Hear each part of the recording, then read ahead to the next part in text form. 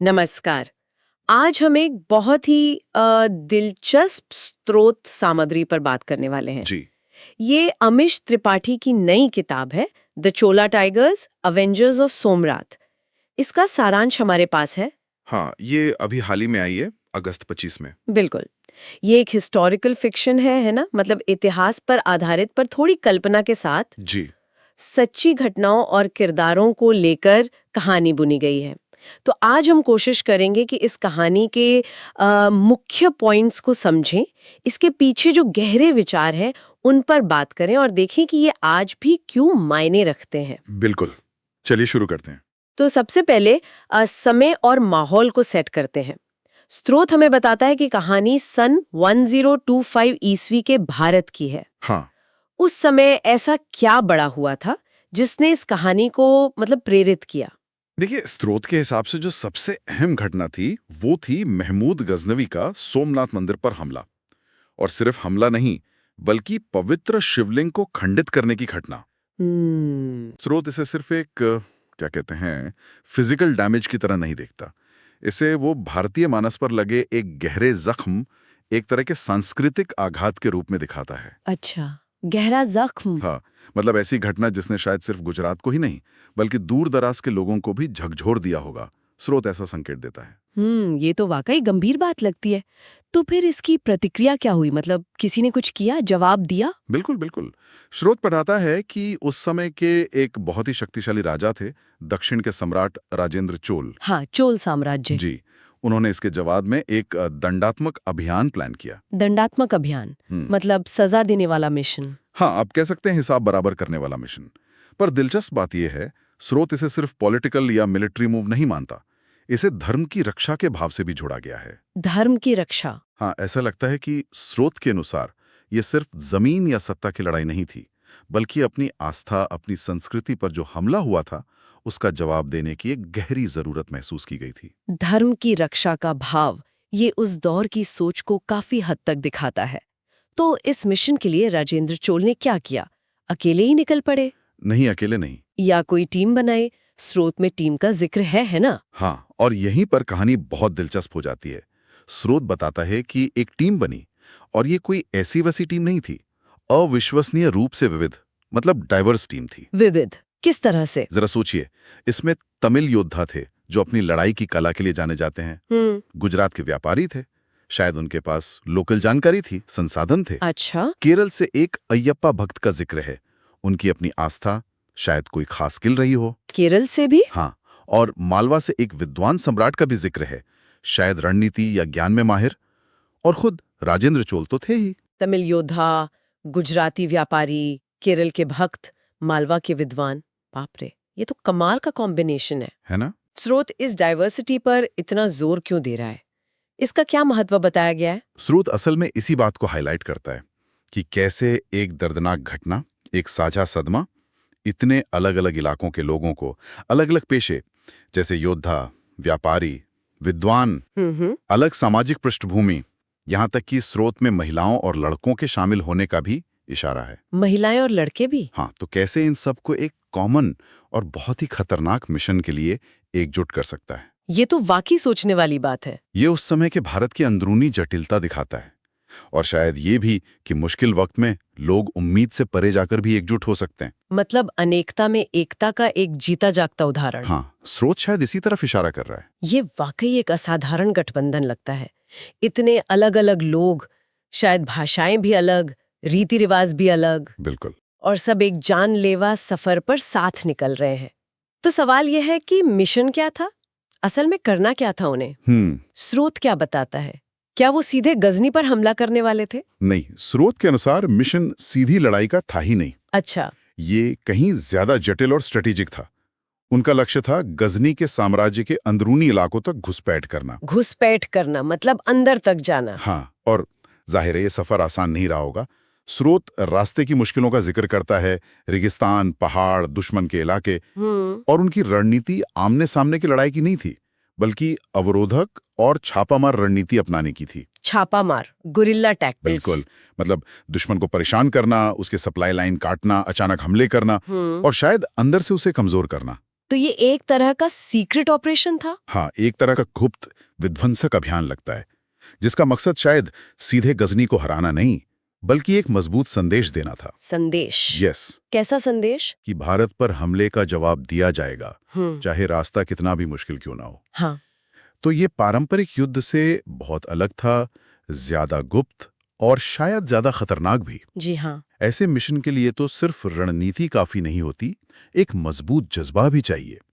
वीरता, बलिदान, ये सब तो दिखता ही है। हाँ, वो तो है ही। लेकिन क्या स्रोत कुछ और गहरे विचारों या थीम्स की तरफ भी इशारा करता है? अक्सर ऐसी कहानियों में सतह के नीचे बहुत कुछ होता है। हाँ, बिल्कुल।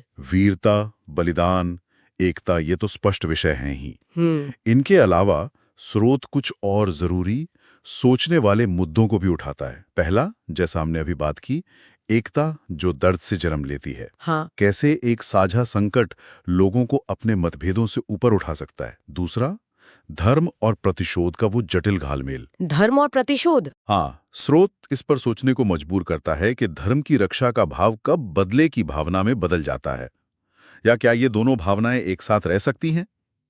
ये एक नैतिक रूप से पेचीदा सवाल है जो स्रोत उठाता लगता है। ये वाकई एक जटिल मुद्दा है।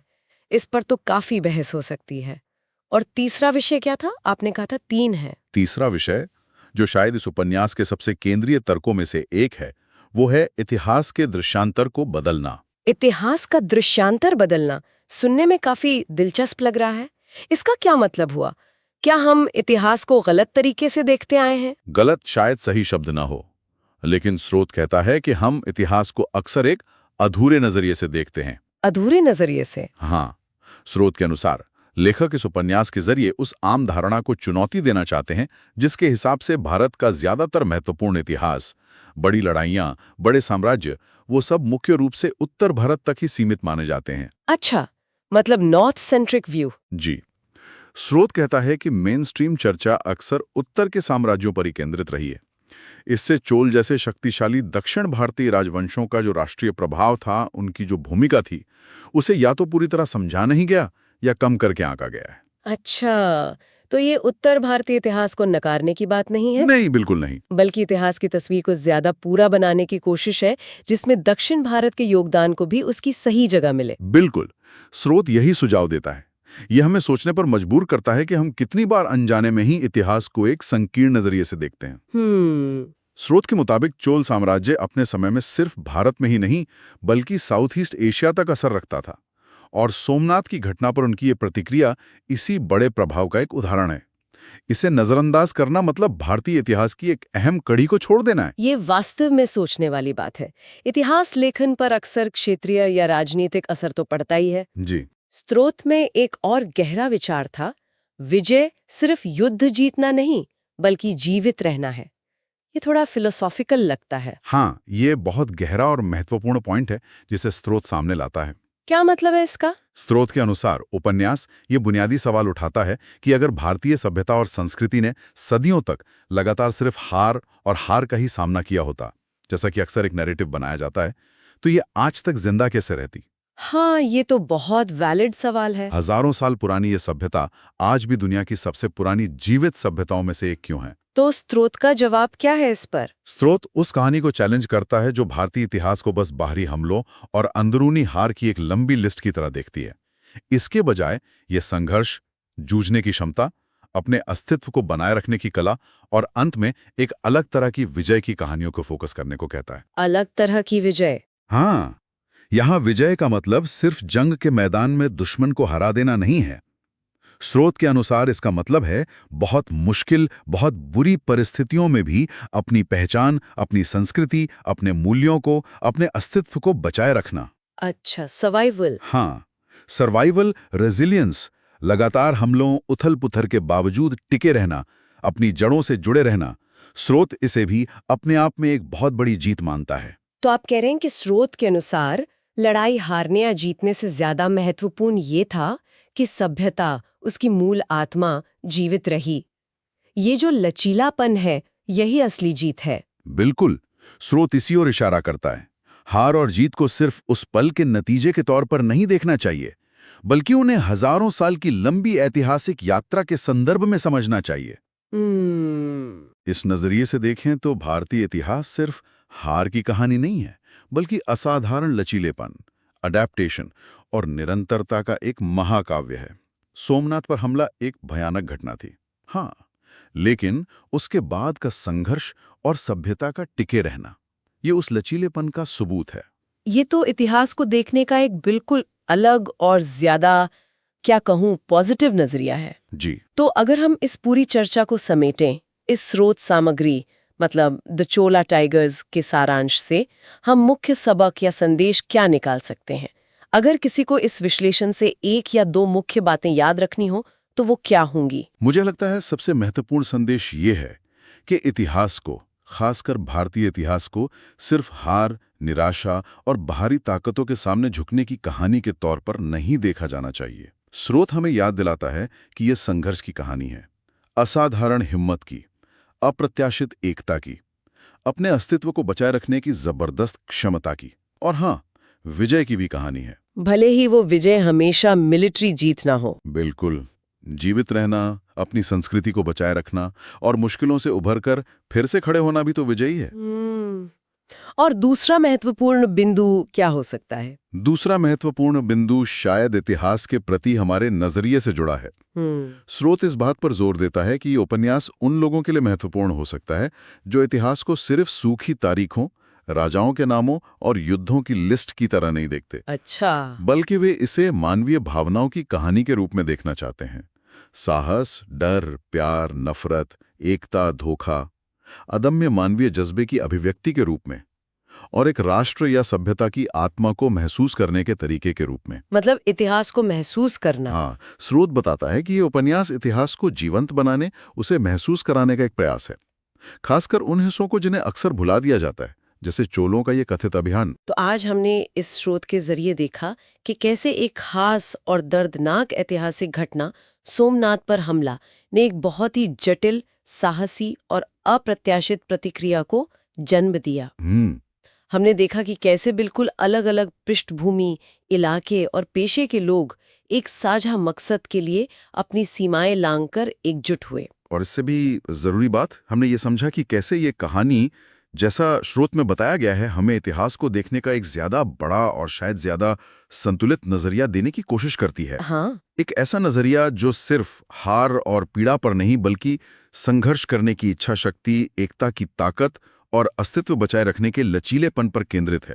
यह हमें याद दिलाता है कि इतिहास की हर कहानी की कई परतें होती हैं और अक्सर सबसे दिलचस्प हिस्से सतह के नीचे ही छिपे होते हैं। बिल्कुल, ये सिर्फ अतीत की घटनाओं का लेखा जोखा नहीं है, ये इस बारे में भी है कि हम अपनी सामूहिक यादों और कहानियों को कैसे चुनते हैं, कैसे बुनते हैं और कैसे समझते हैं। सही कहा। अयान, कौन सी कहानियां हम बार बार दोहराते हैं और किन कहानियों को हम अनजाने में या जानबूझकर किनारे कर देते हैं? और यहीं पर एक विचार छोड़ जाते हैं जिस पर आगे सोचा जा सकता है। जरूर। अगर ये सच है कि इतिहास की कहानियां अक्सर विजेताओं द्वारा लिखी जाती हैं या फिर ज्यादा प्रभावशाली इलाकों के नजरिए से लिखी और सुनाई जाती हैं, तो हम अनजाने में किन दूसरे क्षेत्रों, समुदायों या समूहों के संघर्षों को, उनकी अपनी जीतों को, उनके नायकों की कहानियों को नजरअंदाज कर रहे होंगे? ये बहुत जरूरी सवाल है। जैसे स्रोत चोल साम्राज्य के नजरिए को सामने लाने की कोशिश कर रहा है, वैसे ही और कितनी अनकही कहानियां होंगी जो मुख्य धारा की चर्चा में अपनी जगह तलाश रही हैं। ये सवाल हमें अपने इतिहास की समझ को और गहरा और ज्यादा समावेशी बनाने के लिए प्रेरित कर सकता है।